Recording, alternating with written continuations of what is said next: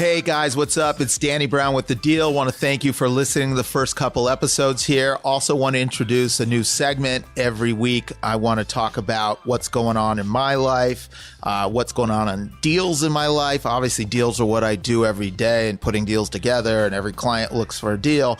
So part of that is, what's happening with other people, the deal with what's happening in their life, which is what we do throughout the interviews. But I want to talk a little bit about each episode about the deal and how it deals I'm working on, so to speak. So this week, something really, really unbelievable has happened in one of my deals.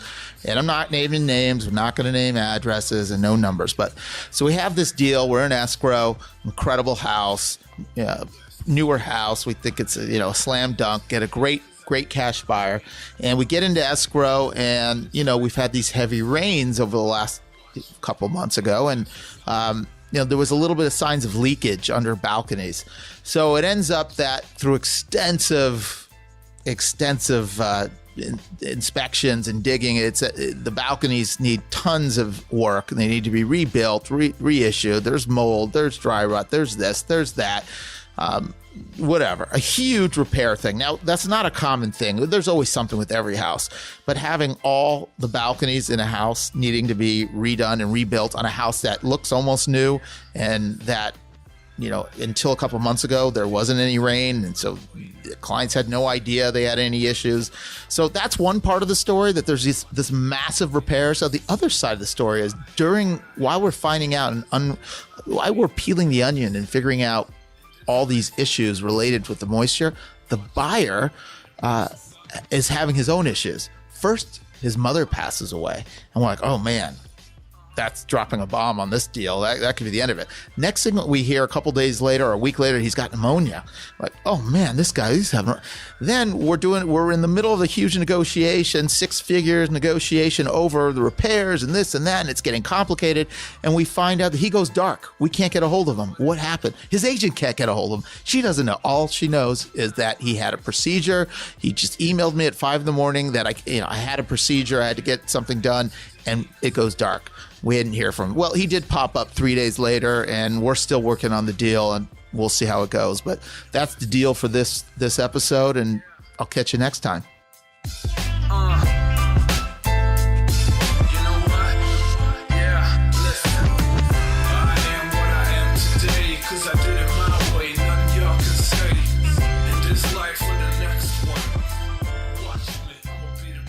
Hey guys, it's Danny Brown with The Deal. Thank you for tuning in. I appreciate you following and listening. Also, all the video content of our podcasts are on YouTube, so you can always check us out there, The Deal with Danny Brown.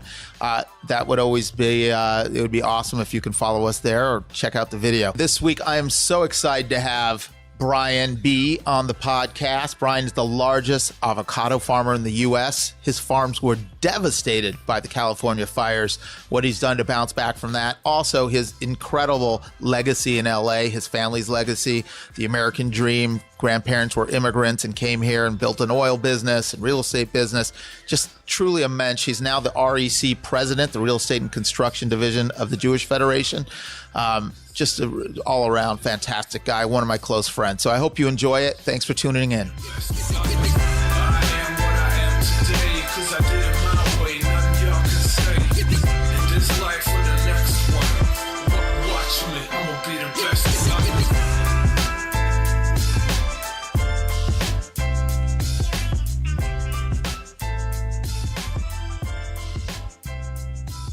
First, I just want to introduce you and say hello. Thank you. Thanks for having me. So I want to share a small story, which I told your team when you were out. Oh, but I was just at our kids' school. So Danny and I have known each other for 5 years, 6 years. Our kids are 8. Our oldest are 8, so 6 plus years. 6+ years. Our disclaimer: our kids go to school together. Yeah, best friends, inseparable. So that's how we. So I saw your son in the hallway, and he said, "What are you doing here?" And I said, "Actually, I'm going to your dad's office to do his podcast." And he goes, "That is so cool. Will you say something about me?" So I want a little shout out to Henry Brown over there. Shout out to, and then I got a shout out to George. I saw George too. He gave me a nice fist bump. So speaking of, our kids go to Sinai. I should say Jack too. So they all get mentioned Shout out to Jack. So Sinai Kiva Higher Institution of Learning, and of course Powerhouse Sports School. Powerhouse. Well, now that the Brown kids are there. Now that Georgie is there, we have a shot to in the compete Jewish for the leagues. conference. Yeah, what league are we? Are we the Yeshiva Conference? The conservative enough or it's Jewish. like the Religious West Association. With Georgia, we have some hope to bringing Sinai to glory. I love it. But I don't know. We'll see how that goes. The glory years are back. Anyway, great to see you. Wanted to kind of start from the beginning. Why don't you kind of get into where you grew up, how you grew up, where you went to school, and then how you got into the career of real estate, and then specifically from there, how you jumped into the niche of ag farming. Yeah, which is a pretty unusual path. But I grew up here probably about a mile from where we sit now. Went to El Rodeo for 9 years. Yeah, my wife went to El Rodeo. Yeah. Shit. I've known her family for a long time. And after that, I went to Harvard Westlake. Then I went back to school in New York. And when I was studying, I was actually an English major. In college, you went to school in New York? Yeah. NYU or Columbia? I was at Columbia. Yeah. I was English major, loved writing. And, at that time, I was really interested in kind of pursuing a career as a writer. But screenwriter, book writer, what type of writing? I've always been interested in book writing. Actually, I wrote a book while I was in college on my grandparents' history. Oh, that's And it was kind of a fascinating venture, and I'm kind of exploring the idea of getting back and writing again. Well, that is fascinating, because that's one of the things I wanted to get into. I know your family has an incredibly long legacy in L.A. and history in L.A. I'm talking turn of the century L.A., old world L.A. with dirt roads.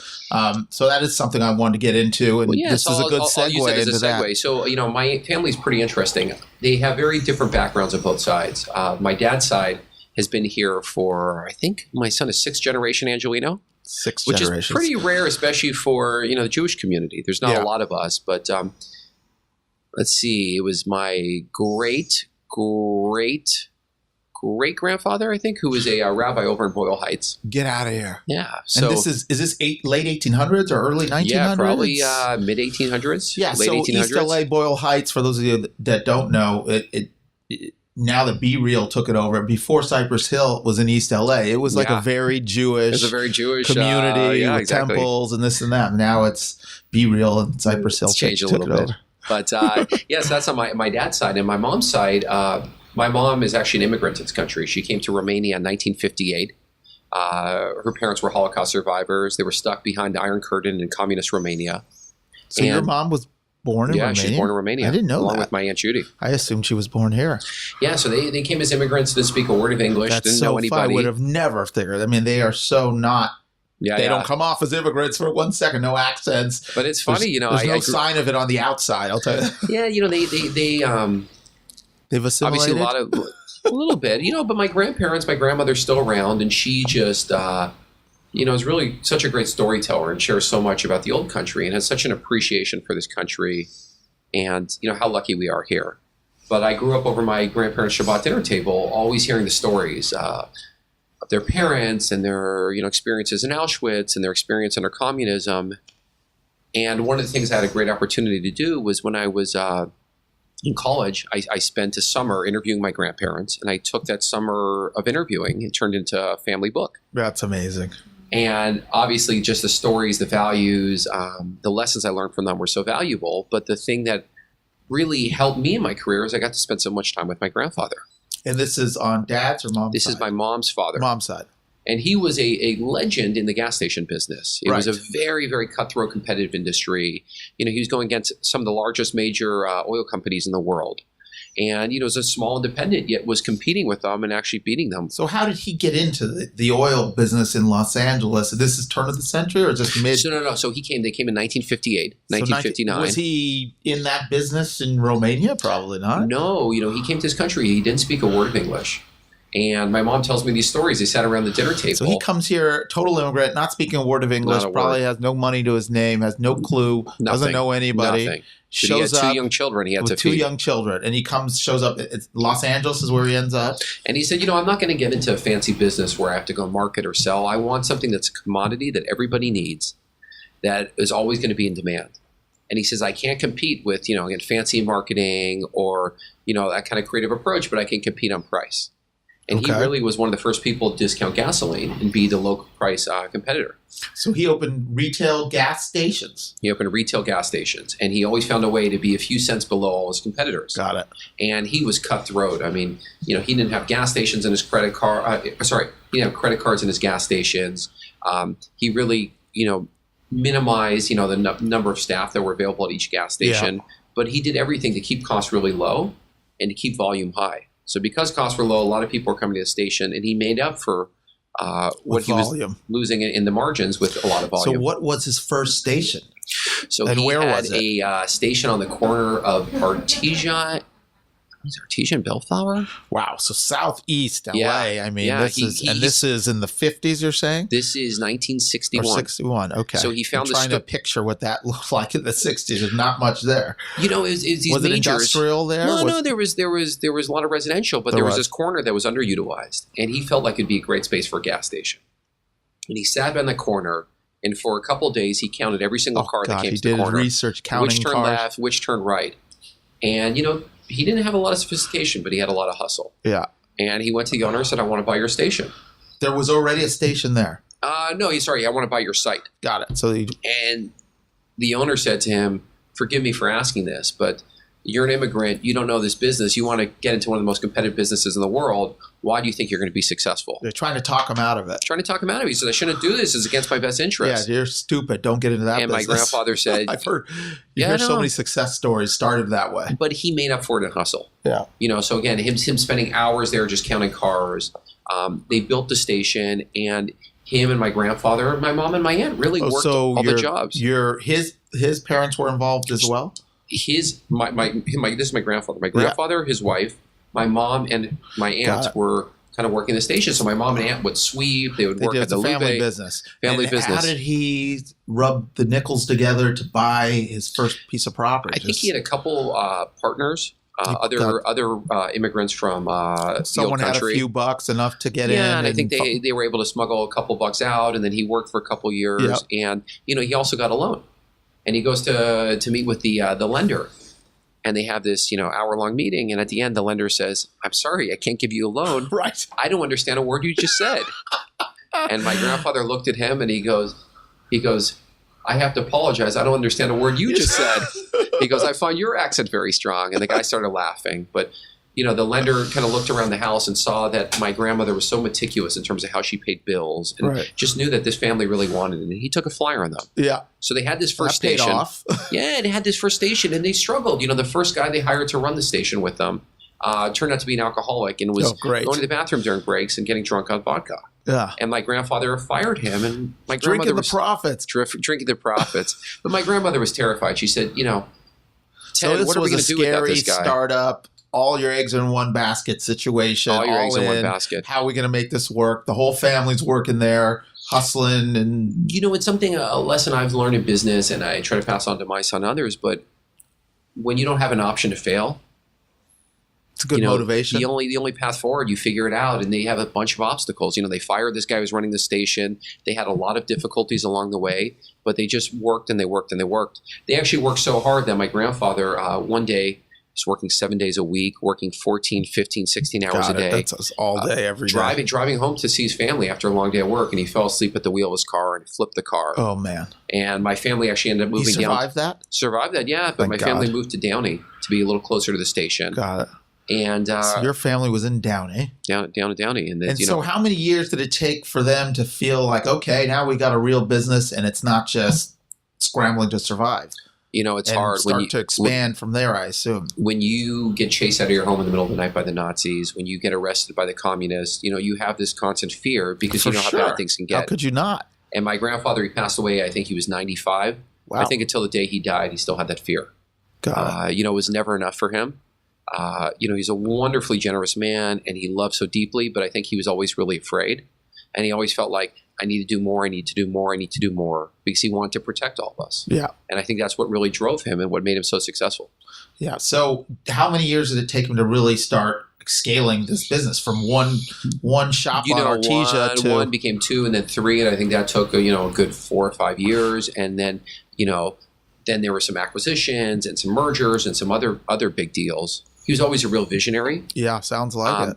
But what I think is so relevant to our conversation is when I was interviewing him, I said, Grandpa, how did you have the foresight to get into the gas station business? Yeah. And he started laughing. He says, I was never really in the gas station business. He goes, I was in the real estate business. He goes, I wanted to buy some of the best corners in LA. Like McDonald's was in the real estate business. business. He says, but you can't just go buy real estate and sit on land forever. Because you need cash flow. Yeah. So I needed to find a business that I could put on top of it that had good cash flow. And what he did, which was so, I want to say brilliant in his self. He never went to college. He didn't get to graduate to high school because of School of Life. Of the war. The best school. He had this idea. He said, if I have all this volume and I can get longer supply contracts from my suppliers, I can have all this credit extended to me. So when a normal gasoline supplier would maybe extending $100,000 worth of gasoline, his volume might be $1 million. And because he would work these extended terms, instead of 30 days to pay, he would have 60 or even 90 days. He would have all this float. And he used that float from them, all this credit that he had provided him, all that cash that was in his bank account to go out and buy new stations. So and the business just kept growing and growing and growing. And rolling it into it. And he always had a vision. Always had a vision. He said, at some point these gas stations are going to become strip centers. At some point they're going to become office buildings, triple net fast food restaurants. So he had the vision of down the road, this is going to evolve into other types of real estate producing income. And then he bought Didn't take him long then. Well, maybe it did to get from Downey to West Side. Yeah, he was everywhere. The family there. Yeah, no, he took What was the name of the business? Thrifty Oil. Thrifty Oil. Yeah. And was that the retail name throughout its tenure? They had a lot of leases with other still suppliers. Exist? Is there, or did that well, get they have merged the stations, or so they have contracts with different suppliers, and they'll put the other suppliers' names on the gas station. So you might see Arco, or you might see BP, or you might say So some of those are branded with other suppliers that your grandfather initially started. So that business is still functioning. Yeah. So, but the other visionary thing he did is he at some point decided he wanted to control his own supply. So he decided to buy a refinery. And does that mean drilling or is that refining? So what happens is you drill in Saudi Arabia, there is drilling in Texas, wherever Los it is, Angeles, and it comes into the refinery, and then they're refining it, taking the crude oil and turning it to second step, so to speak. And then from there, they would take it directly to their stations, and that allowed him to cut out a lot of the intermediaries, the middleman. Yeah. But I think more important than my grandfather, who always really deeply believed in land, he really, really, really felt that this refinery long term was not going to be a refinery, but was going to be something else. And over time, he shut down the refinery and turned it into big industrial development. Got it. Which is really now in the heart of LA. And now exploding. I mean, industrial, that asset class been a great business this for cycle him has really, and the family. Has really had momentum and velocity with all the creative office and just the industrial and the Amazon effect with everyone needing industrial storage and et cetera, et cetera. Yeah, I'll give a lot of credit to my dad and uncles.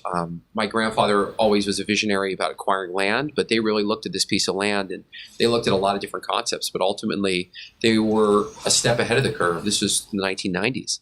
And they thought that best-in-class industrial was going to have a place to stay in urban infill. And they built things with bigger ceiling clears. Higher ceilings and open concrete floors. Bigger truck loading docks and really state-of-the-art kind of construction. So that's one side of the family, oil business. And then there's your dad's side of the business. They were also real estate people? Or what was there? When did they get to LA? Yeah, there was, obviously different branches from there. But one of my family relatives, this is actually kind of a great story. His brother was going to be sent to America. They were living in Poland. Yeah. And they had no money and the pogroms were hitting, meaning there was a lot of anti-Semitism in Europe. They had to leave that to get out of them, and that happened with my family too, from Poland. Yeah, the family saved all their money and bought a single boat ticket for this Joe, my great-grandfather's older brother. One ticket, that's all they could afford. And steerage. And they went to the dock, and they said to my great-grandfather's brother, good luck, you're going to America, you'll figure it out. Yeah. And he was terrified. He was 16 years old. And he says, I can't do it. And he refused to get on that boat. And the boat was loading.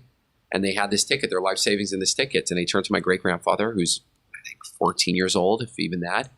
And they pinned the ticket to him and said, good luck. And they shipped him to America. And it was him. And he went on his own. Not a word of English. I don't think he had $1 in his pocket. I don't even know if he knew anybody here. But I think he came to his new land and he hustled. Showed up at Ellis Island and scrambled and figured it out. Scrambled, yeah. scrambled. Crap, So what a concept yeah. to think about that. So he actually, so I know I said my great-great-grandfather was a rabbi in Boyle Heights. Yeah. That's my dad's dad. This is my dad's mom's dad. Got it. And so then he's here. He ends up working in the mines. I think he was in the Midwest somewhere. I think in Minnesota. And, we have some very vague records. And, the guy's 14, 15 years old. Got it. Scrambling to make it work. And back then it was tough to get citizenship. But if you pledged and joined the U.S. Army, they'd give you citizenship. Got it. So in World War I, he signed up to join the military. And he gets a round trip train ticket over to L.A. where he's going to be stationed to guard the Pacific borders. And at the end of the war, they gave him his citizenship, they gave him his return ticket, and they said, good luck. And he sold that return ticket, took the couple bucks that he had instead, and used it to start investing in real estate. Wow. He started renting these old hotels that were downtown, renting the rooms on a monthly basis, and then he would sublet them out on kind of a daily basis. He was at WeWork before WeWork. He was Airbnb before Airbnb. Holy crap. Are you serious? And, of course, started making money, and that cash flow allowed him to start buying buildings. And an interesting story, Olympic Boulevard, there was a big talk that for the 1932 Olympics, they were going to expand Olympic and condemn a lot of buildings. And a lot of owners were expecting that to happen imminently. Yeah. And they emptied their buildings. And he said, well, if your buildings are empty, can I sublet them? So he started and he sublet them. And instead of taking a couple of years, I think it took many, many years. I think some of them were never even condemned. And he made a fortune in that time. So, wow. So I kind of had real estate in my blood from both sides. Sounds like it. A lot of real estate. That's unbelievable history. It's a great business, the real estate business. I mean, we learn a lot of lessons, growing up with our families. But, my family's always been a big believer in the value of land. A lot of these adages are cliche almost to a point, but they always said location. That cliche couldn't be more true. They say don't sell them. My grandfather always told me hold forever, hold things, buy great land and sit on it, right? Stretch and try to buy quality. I mean, these are kind of lessons that are really important. Don't over lever yourself. I think that's really important lesson because you can ride out the bad times. And they were big believers in cash flow. That even though having a great piece of land can be wonderful long term. If you don't have the cash flow, it's hard to ride out those times. Sure. So a lot of land doesn't cash flow. And I can get back into my whole progression, but ultimately one of the reasons I chose to get into farmland is I felt that if I were buying land outside of LA, 45 minutes, an hour and a half from LA, I thought long term that would have a lot of value, especially if this was something I wanted to give to my kids and grandkids. Yeah. The question is, how would I cash flow it? How would I make it work in the meantime? Get raw land to cash flow. And it turns out that not only is there this great land play, but there's a great cash flow play too. And ultimately, it's been a great business. So you got into real estate right away then out of school, or what? So I was doing the writing thing. I was working a nonprofit. I actually had a microfinance institution in the Middle East that we were giving loans to joint groups of Jewish and Arab women in the Middle East. Oh, interesting. And I had a Palestinian partner and I had an Israeli partner, and it was really a fascinating and very fulfilling journey. But of course, it's hard to pay the bills. And at a certain point, I decided, I wanted to do something to make some money and kind of build a future. And real estate was, a logical place for me to go. Yeah, makes sense. And you got into what was apartments, multifamily? Is that kind of where you really cut your teeth? Yeah, well, I worked on Wall Street in real estate finance, spent some time there. Then after that, I came here. I worked for a wonderful firm, George Smith Partners. Yep, I worked for Michael Hackman for a while. Steve Bram, is that George Smith? Yeah, fabulous guy. Steve is fantastic. I just actually talked to him last night. Oh, he's been a mentor and a friend, and love him. Wonderful guy.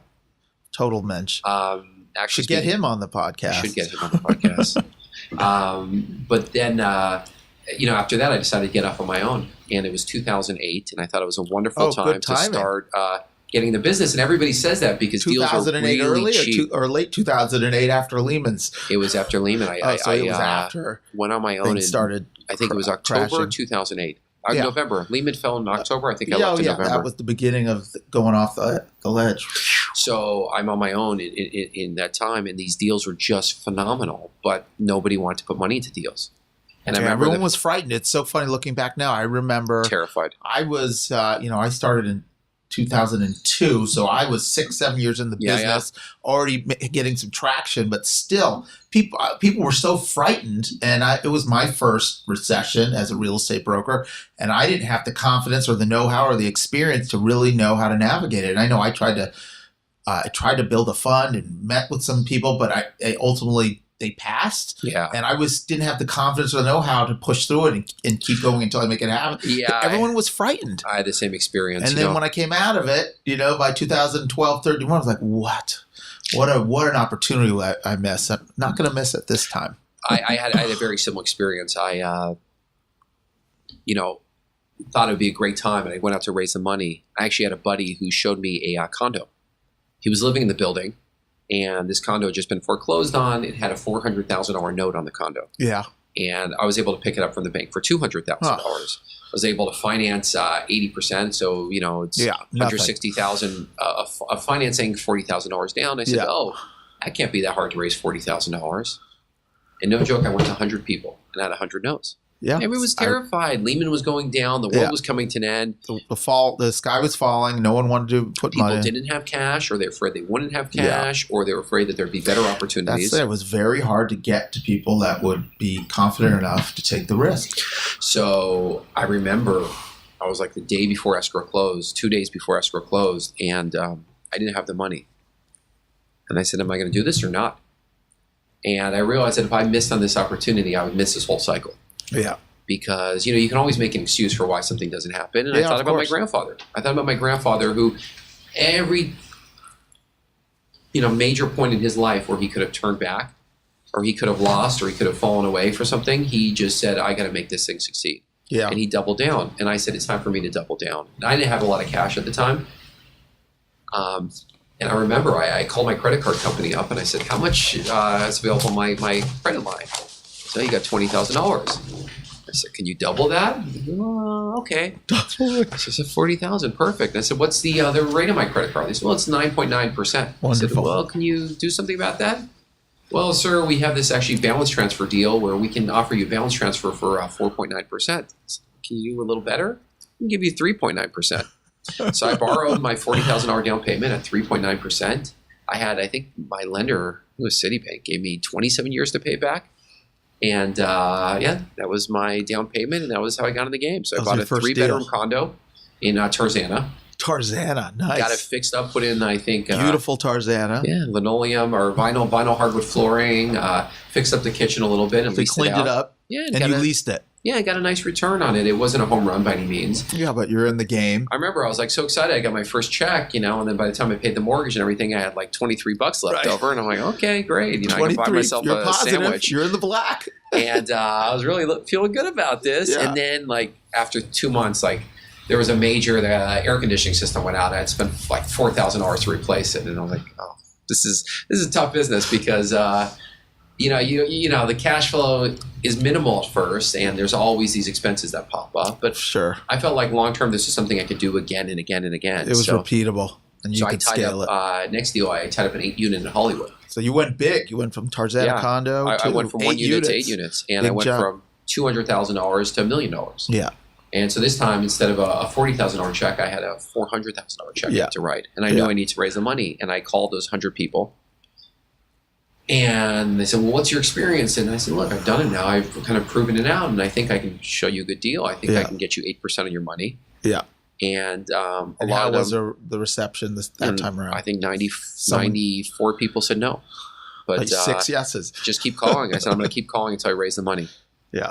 And so you got it done. Got it done. End up, which was always a very important lesson for me, is you under-promise and over-deliver. For sure. And, I knew that I thought I could do better than this, but I didn't want to tell people I could do more. Yeah, 100%. It was also hard. People, they look at these deals and say, well, in 3 years, we're going to flip it and we're going to make all this money. And I didn't know where the market was going. But I knew that if we held this deal for long term, I could give the investors cash flow. And I said, as long as you're happy with this 8% cash flow, that's what I'll promise you. Yeah. I can't promise you anything more. And a lot of people were looking for 15, 20% returns. Right. But these guys were happy with 8%. Yeah. And that deal turned out to be a 30% return. Fantastic. But that's luck. That wasn't me. That was. Well, right. The timing is a big part of every investment, of course. But you like you said, you did it smartly. You got good financing. You got some upside. And I will tell you that rehabbing. I was at the closing table, and those 6 investors, were going to put in the money, but we were still a bit short, and they wanted to see some real money from me.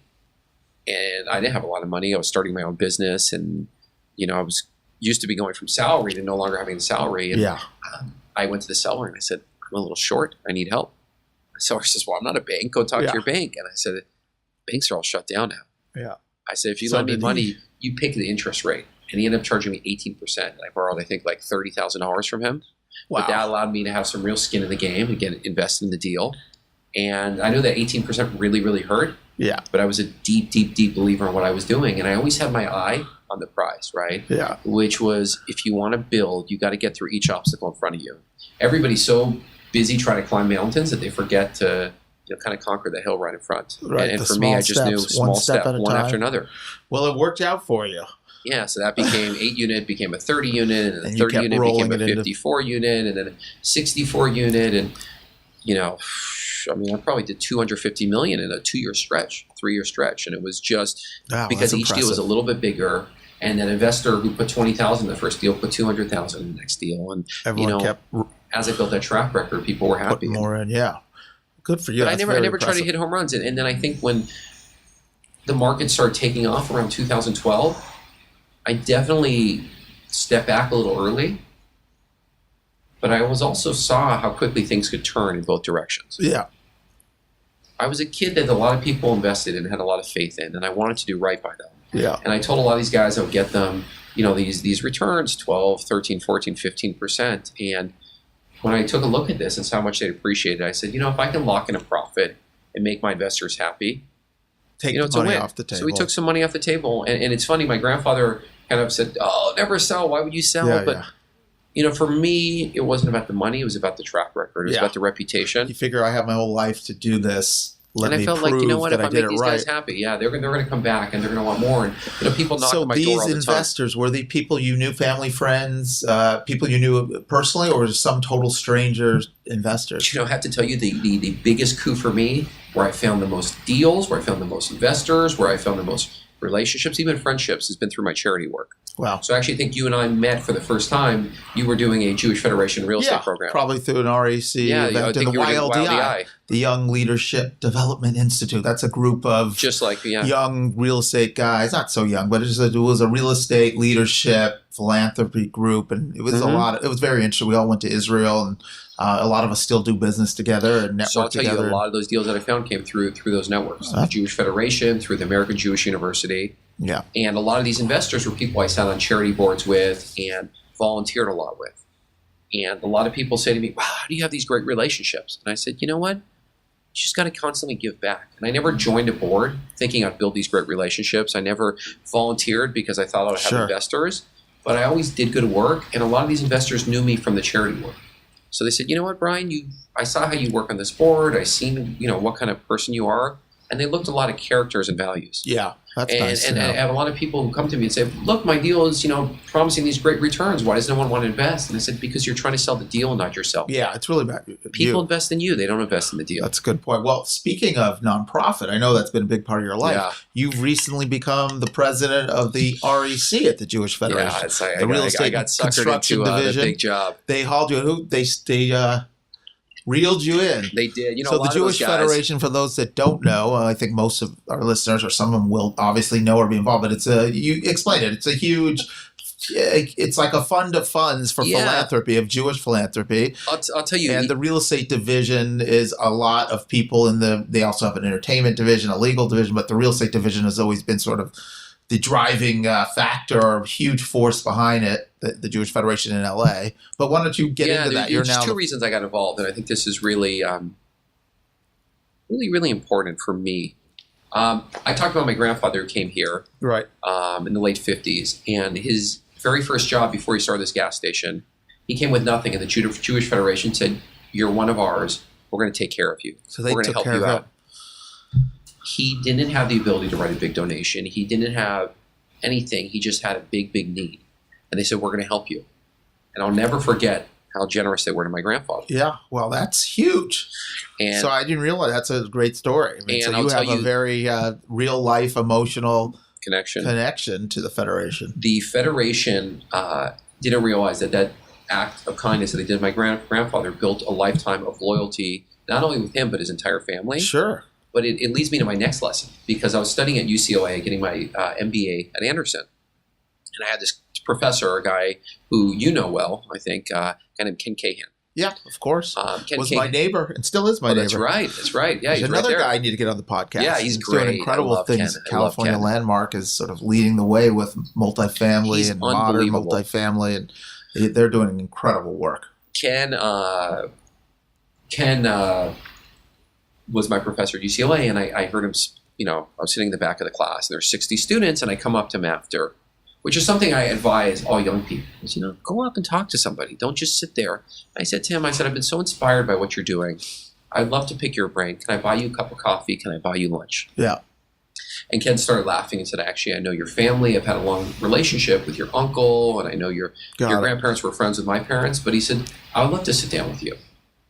And I said, Ken, I'm graduating from business school. I want to get involved in real estate. What can I do? And he said, you have to promise me that when I tell you something, that you're gonna do it. And he goes, you're gonna push back and you're gonna argue, but I'm telling you long term it's gonna be good for you. And he picked up the phone and he called someone from the Jewish Federation. And he said, Bryan wants to join the real estate and construction division cabinet. And I said, great, Ken, that's wonderful. What does that entail? He says, you're gonna make a $1,000 donation every year, plus give a $350 programming fee. And I said, oh man, $1,300? Like, yeah, it's a big hit. It was a big hit for a kid who was 26 and wasn't making a lot of dough. And Ken said, Bryan, trust me, every dollar you give is going to come back 100-fold. And he goes, you don't do it because of that. You do it because it's the right thing to do. But he goes, long term, I guarantee you're going to get so much out of it. And I'll tell you, I've probably done 20 deals because of that network. Yeah. And I made some of my best friends, and I've gotten so much personally out of it. Yeah, I have too. I've done a good amount of deals. If I really think about it, I've probably done a half dozen to a dozen with people in that group too, and been wonderful people, and it's the relationships that I continue to have, and people I continue to go to for mentoring and financing, and et cetera, et cetera. I ask myself often, why is it, guys like Ken Cahan are so charitable. Rodney Freeman, who I know is someone you're meeting after this, is another guy who's a mentor of mine who used to be involved there. These guys are so philanthropic and so giving. They really yet are. They're so successful. Yeah. And a lot of people say, oh, well, they are successful. They're so philanthropic because they made so much money. And when you talk to them, they'll say so much of my success came from that philanthropy. And I say, why is it? And I think what happens is you attract like-minded people. Yeah, that makes sense. That you go to certain groups and everyone in that room is just thinking me, me, me, me, me.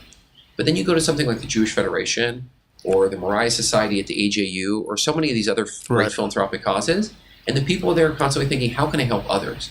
And when you're a community of like-minded people with good values, everybody wins. Like attracts right? like. And I have to, more than anything, give thanks to the Kens and the Rodneys of the world, guys who took me under their arm. There's so many others who, I couldn't even begin to go on and name all. Yeah, they're all also legendary real estate people. Legendary. And they asked nothing from me. All they said is just pay it forward. So, of course, when they said, hey, you have an opportunity to do the same thing we did, is chair this division. I said, wow, I can help the next person, the next Bryan Burkett who's 26 or just getting out of college, or someone who's an immigrant who's trying to get started, and I can help that person with their career. I mean, I think that's really important. It makes me feel good about what I'm doing. So you're now the president of the REC. So what's next? You sponsoring? Am I the annual sponsor this year? Yeah. By the way, I got the form right here for you to. Thank you. Wiring instructions are attached. Thanks. We're working on some really big revamp of the division. Good. No disrespect to the way things were run how I can help. I obviously would love to be more involved, especially. Yeah. Well, we have a planning dinner in a couple days where a couple folks and I are sitting down and talking, but we're really rethinking what this division can be. And I think it could be so much more. I mean, it's been phenomenal, but it could be so much more. There's so much energy and passion and so many smart people and good people. So yeah, I'm happy to help share something that a lot of the viewers, all the viewers probably don't know, except for you, for Jessica and Tina and you and me. Our sons are starting a business together. I think this week it's a comic business, and I don't want to say too much because I don't want someone to steal their idea. Yeah, you don't want them to do it. Did you copyright? Did they trademark it? This is their 9th or 10th business concept. Yeah, they're entrepreneurs, Henry and Jack. And I think that I know Do you're we the get same any way. shares in any of those? I think, we should be. We should have dad shares. Exactly. Isn't it the whole thing, like if you're a university and a professor develops some, a think tank? You're a think tank. The university gets part of the We are revenue. funding the operation. We are funding it. It was in our household, Room and board. We should at least charge them rent. So I think, you and I see you at all these things. There's something every night of the week. There's a philanthropic dinner. There's a real estate networking event. And sometimes, you put your kid to bed and say, hey, I'm sorry, I can't be here tonight. I'm going to be out. And your kid just knows that you're always out of the house. And I started thinking, how do I show my son what I'm doing? Not just, hey, daddy's gone, but bring him along. So how do we have opportunities for engagement for Henry and for George and Nez and Jack, kid-oriented events. So we're talking about service days, where we can roll up our sleeves and get the kids involved. Shabbat dinners where people can bring their family and they can bring the kids bring these different parts of their life together. So we really want to rethink what this division is. Family oriented. We want to think about how we make a really lasting impact. Beach cleanup, that's big for us. Beach cleanup we both is a big surf one. Together. It's a huge one for me. My surfing partner and Richie. Yeah. It's been a while though. We got to get you back out I'm there. Back. My neck is feeling good. I'm back. Richie and I surfed in Mexico this week, I heard. Ooh, it's a little cold, but I have booties. I will. Hey, look at this guy. The excuses, There's man. A lot we got to of get you in the excuses. water. I am the wuss of wuss. I hate cold water. You say that every time, and every time after we end up surfing, you said, I'm so glad I got out there. Every time, you're right. It's like mind-blowing. Monday Latigo. All right, I'm in. So I want to get to you as Bryan Burkett, the farmer. I've spent some time on your farm, Dos Pueblos. So you have this incredible farm. We've camped out there, but that's not necessarily your core business. But let's get into the avocado business. Here we are. Were you are you the largest producer of avocados in California? Is that is that an accurate description? Yeah, United States, which is how many farms does that entail? Gosh, we have 10, 11 farms. All California? We actually have a farm down in Brazil. My partner, before I was going to ask about that him and I got together, I remember you were spending a lot of time there doing research and meeting with people. My partner's always been a real visionary. He's a fourth generation avocado farmer. Jamie. Right. So he came from Jamie Johnson farming, and you came from many generations of real estate. Yeah. And you came together to partner, and now there's 10 plus farms. Avocados only, or we have some decent sized citrus portfolio. We have some other crops, but really avocados is what we're big believers in. I love the avocado. I can't even tell you how many avocados my household consumes in a week. Yeah, nonstop. Georgie loves the avocados. Well, so for me, going back, I had this idea that I wanted to buy land in the path of growth with income.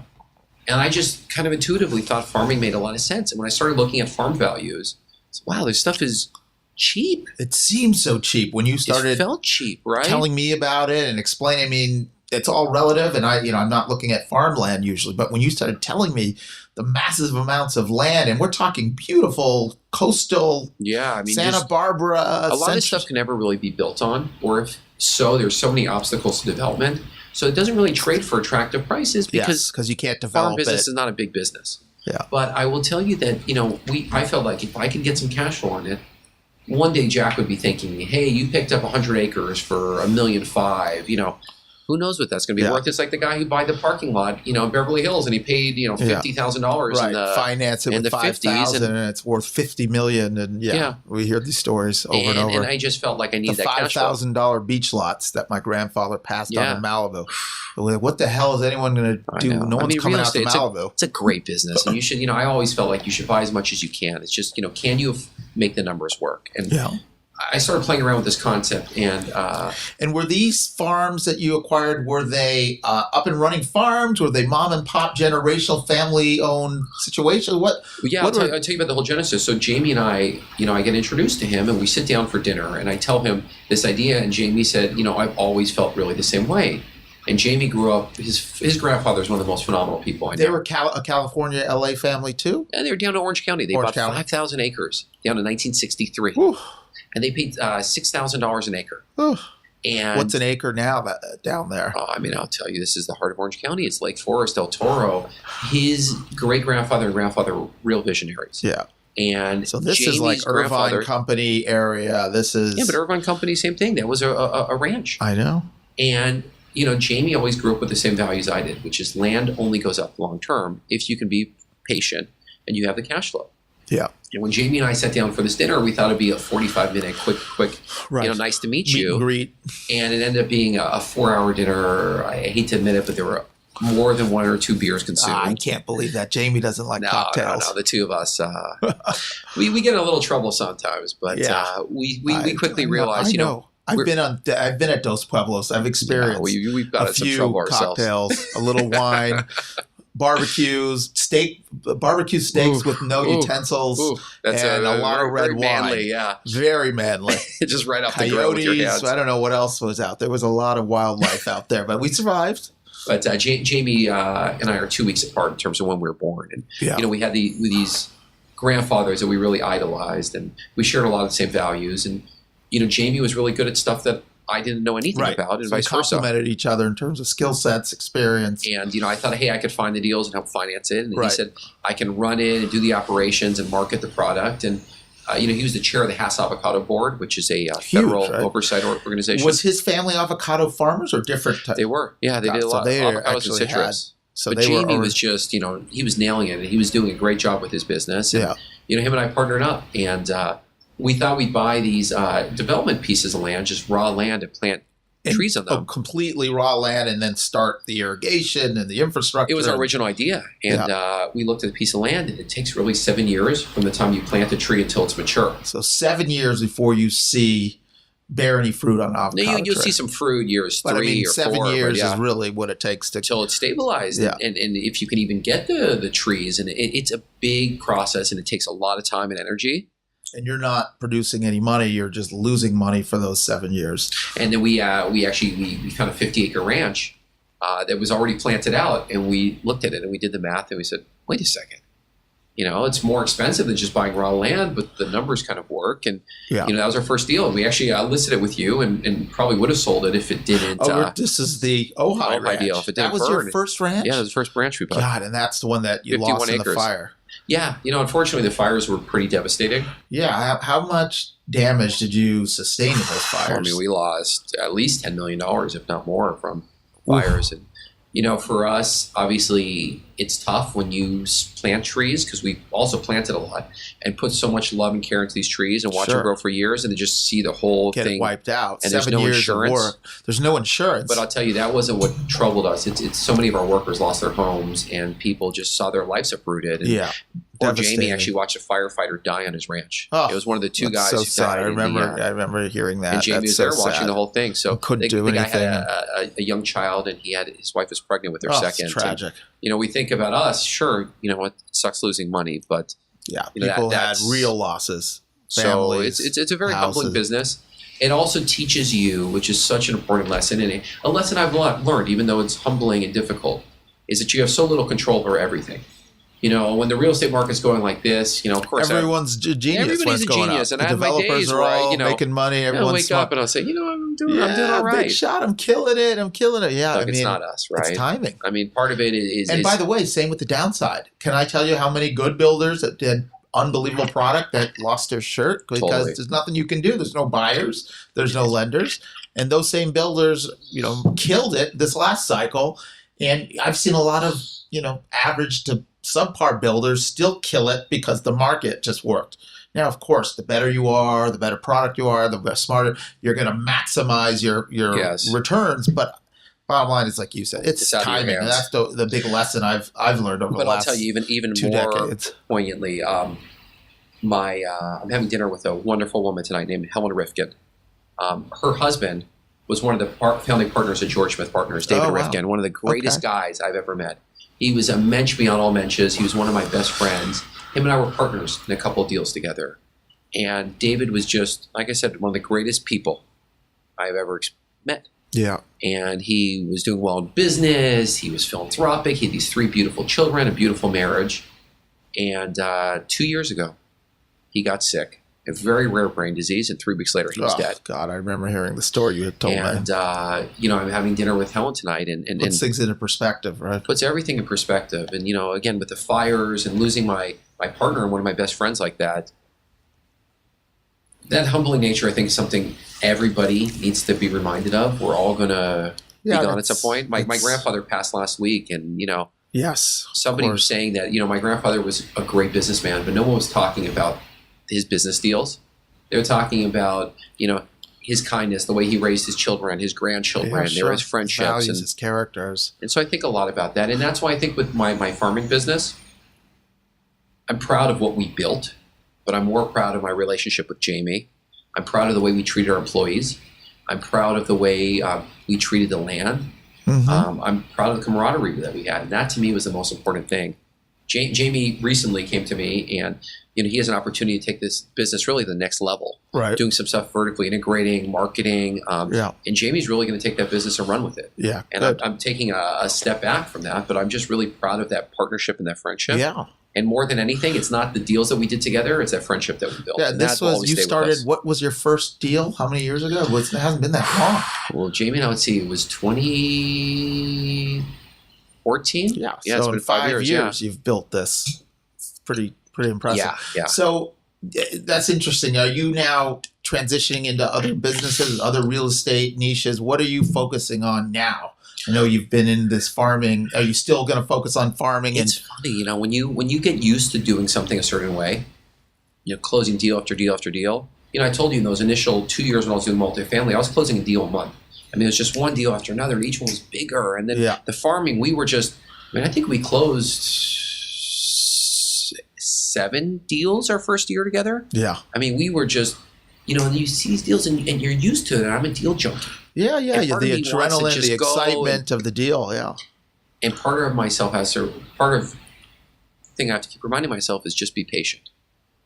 It will come when it comes. Recently, David Rifkin, his widow, and I bought a property along with another great guy, Omer, who was one of our partners. We bought a small apartment building together over in Glassell Park. It was actually, Danny, you inspired me. You and I went and visited Ron and Frogtown. Robert's project out there in Frogtown. And I found a project, half a mile away from there. We had charcoal lemonade and organic tacos, I think we had. That was unbelievable. Salazar. And I was like, what a cool neighborhood. And I saw this little 16-unit deal, and me and a couple of us bought this deal just ourselves.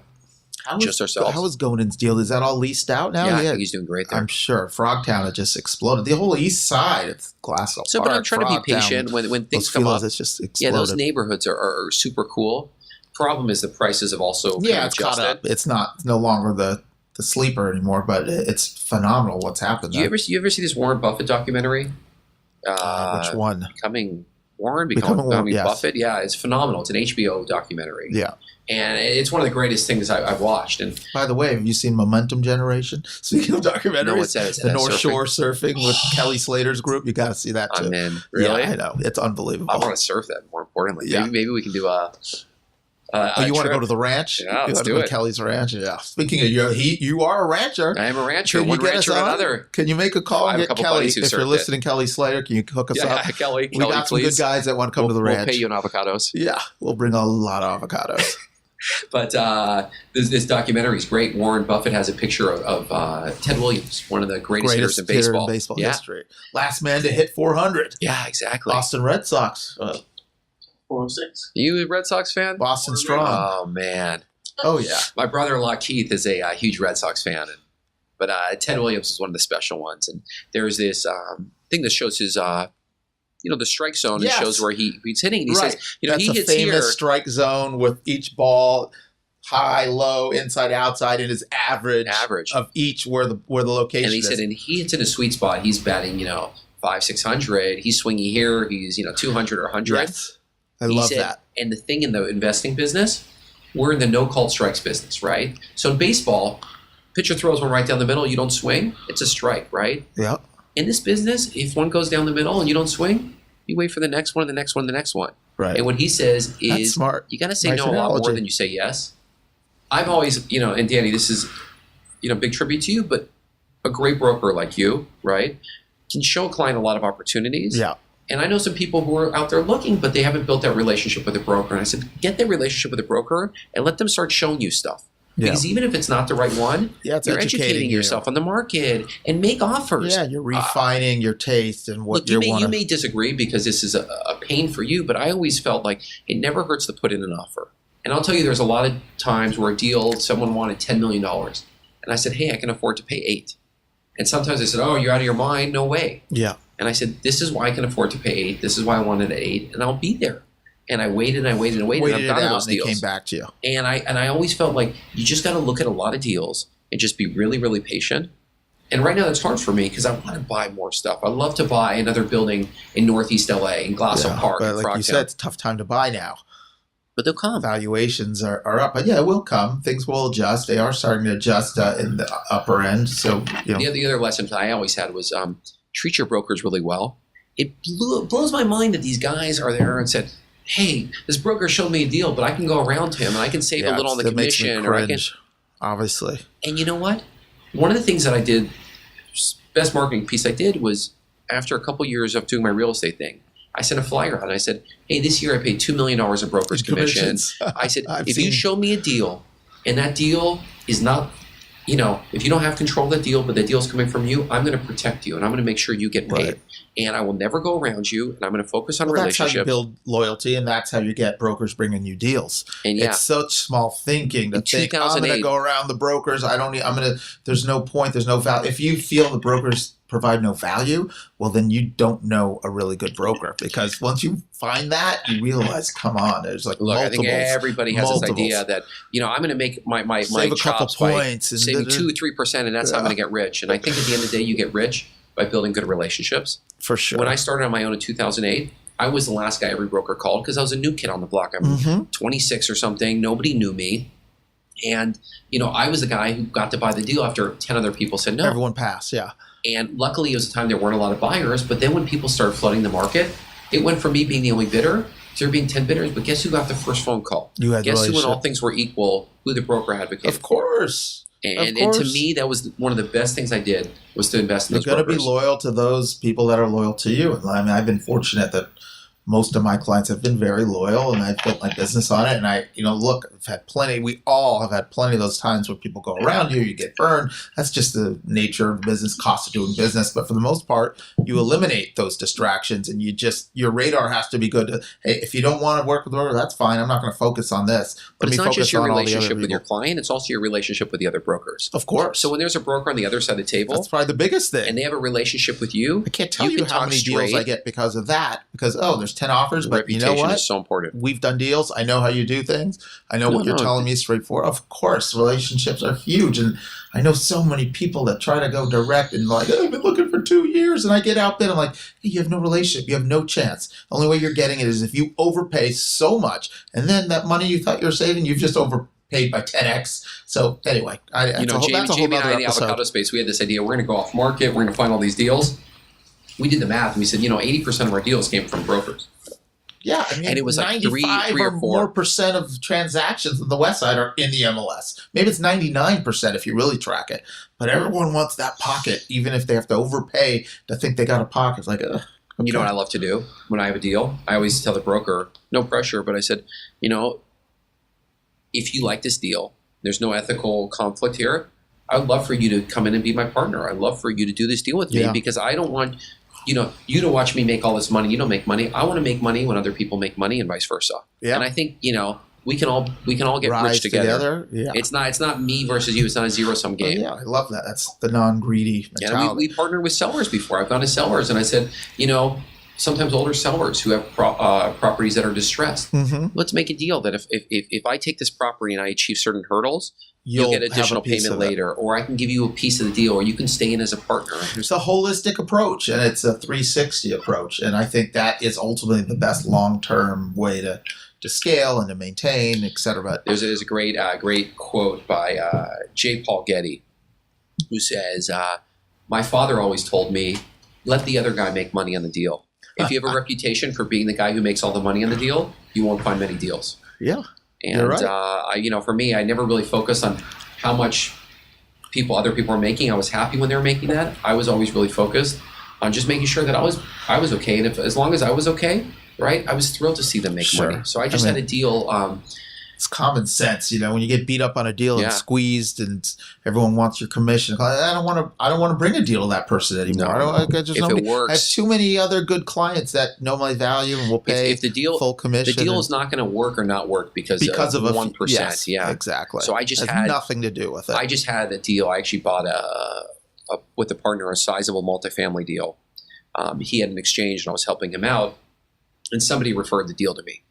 And just a buddy said, I think this deal might be a fit. Mm-hmm. And I sat down with him, and I gave him I thought it was a nice referral fee, and he was very, very, very appreciative. And he said, "You didn't have to do this." Yeah.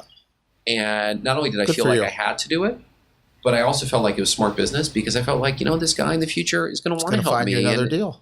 we're all common happy. sense. And does it It's really common make that much sense. of a difference for me? Like, No, it's There'll not be going to more move deals. the needle on a deal, 1% or 0.5%. Yeah, it makes most. I think when you're young, you do that first deal and you're so convinced that this is the only time you ever do a deal. Mhm. And you don't realize you're building relationships with people over 50, 60, 70 years. For sure.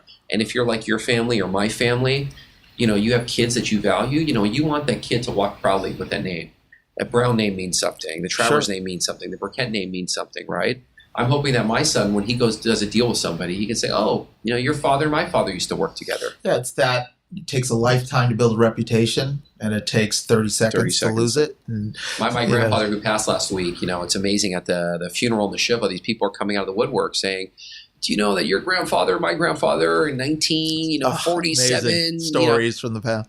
And it's like those relationships are so important. And part of me, look, I love LA, but part of me starts to think, is this where I want to make my home? But when I think about my grandfather and great-grandfather and the people who came before me, they worked really hard to build that reputation. Where else could we go? So I'm taking Jack to Israel this summer. Oh, I'm hoping. awesome. I said, "Jack, what do you want to do this summer?" He goes, "I want to see where our people are from."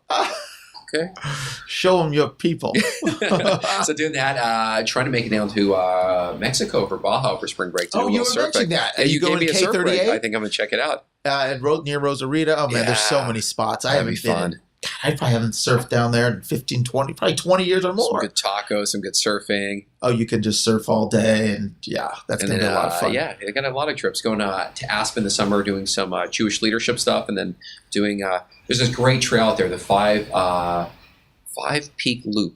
I did it last summer. It's this is it's like a 4-day.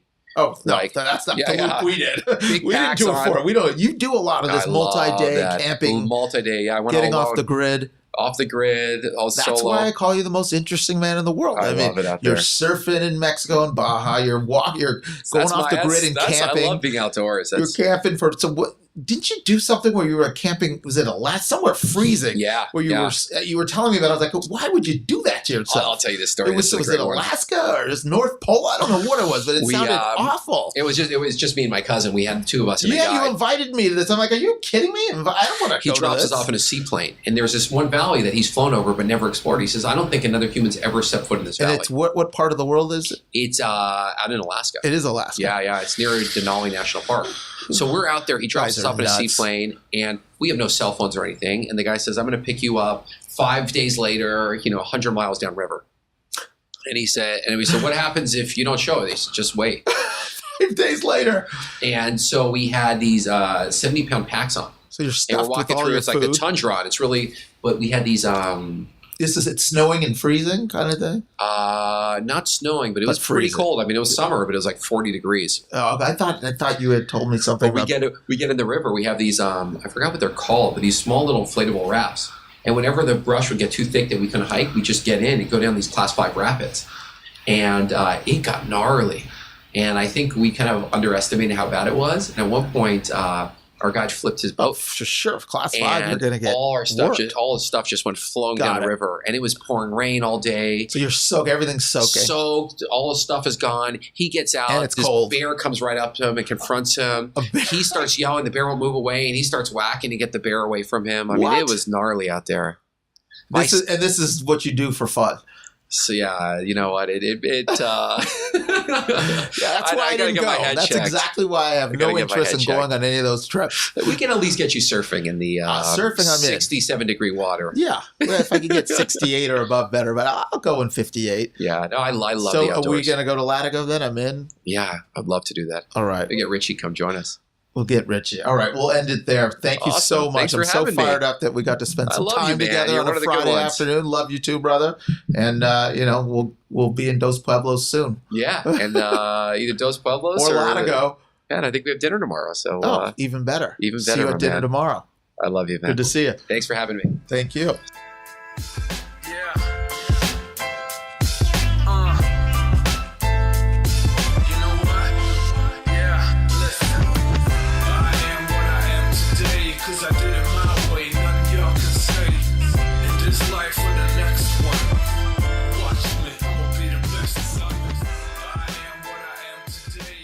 Hey, I want to thank Bryan for coming and joining us on The Deal with Danny Brown. It was awesome spending time with him. I'm sure he's going to harass me to go surf with him in Malibu or Latigo in the next couple days, and I'm okay with that, Bryan. But thanks for joining. Also want to thank you guys for following. You can always find me at Danny Brown LA on Instagram. We have some really, really cool guests coming up. James Ferrier, Pittsburgh Steeler legend. Josh LaBelle, successful hedge fund guy. Joey Miller, developer of the platform in Culver City. Ross Gerber, the financial advisor of Gerber Kawasaki and always on CNBC, CNN, big TV personality, so much more. And guys, if you could, please follow me and comment wherever you listen to your podcasts and on YouTube. Every comment and every like really helps a lot and really helps me amplify the show. So I appreciate everything you do. Hopefully you're listening and I'm giving you some entertaining content. Talk to you soon. See ya.